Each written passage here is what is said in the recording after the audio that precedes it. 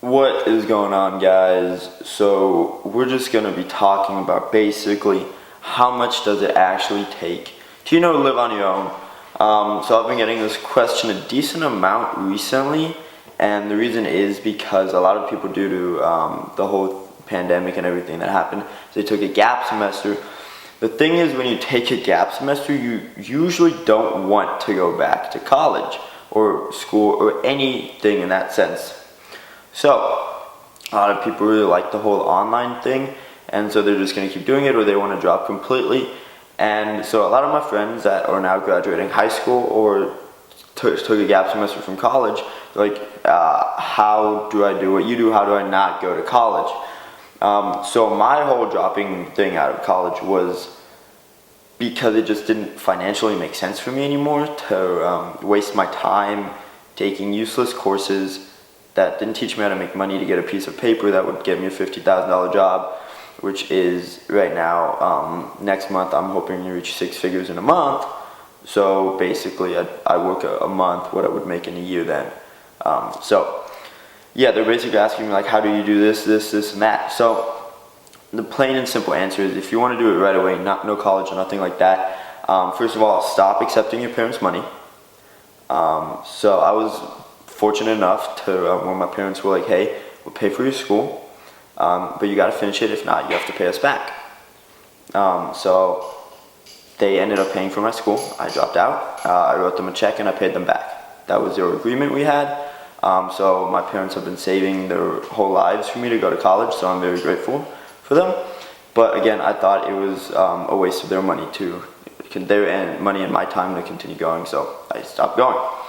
So now, the whole thing about it is a lot of people, when they're done with college or stuff like that, they either want to still live on their parents' payroll because it's more comfortable, obviously. You can keep driving your Honda, Nissan, Benz, if you're in that case scenario, whatever it is, and you still have a much nicer place to live.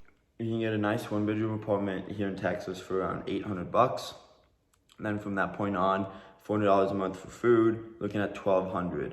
A $300 a month car, you're looking at $1,500. Then utilities, all that extra stuff. So you can, for $2,000, live down here quite well. So if you budget that, and then you just get a part-time job, and then you grind on your own Shopify, Amazon, stocks, whatever it is that you want to truly do, you can do that. Now you can also take the travel route, move to Bali. Again, it costs you around the same $2,000. That's a good point that I would say. You can live off of $25,000 very nicely down here, or throughout the world in a sense.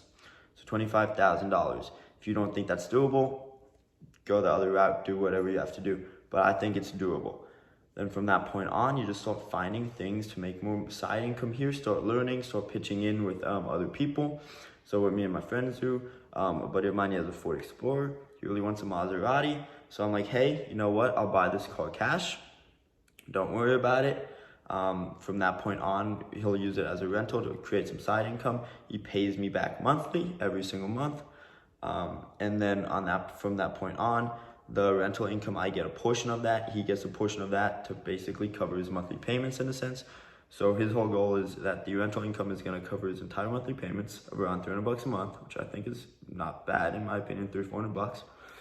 And then I get a portion of that extra on top. So I think it's a good, wise decision for me. And he gets a much nicer car than what he has. So again, this is just another alternative. But there are so many ways to make money nowadays. You just have to look. You can't just be on the couch being like, oh, I'll do this, I'll do that, I'll do this, I'll work for an hour. No, that's not okay.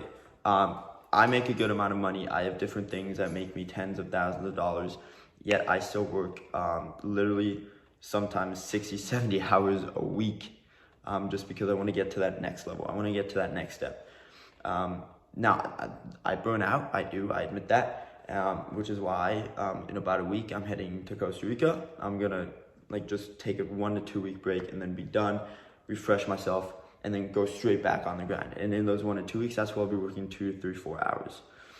But that's all computer based. So again, it really just depends on your situation, on your goals, and only you can actually get it done. But in my opinion, the biggest thing is budgeting not being lazy, and actually having a decent understanding of knowing what to do. And honestly, just start looking for people to work with. Message people. Again, if you want to message me, I take all business proposal into account. I hear everyone out.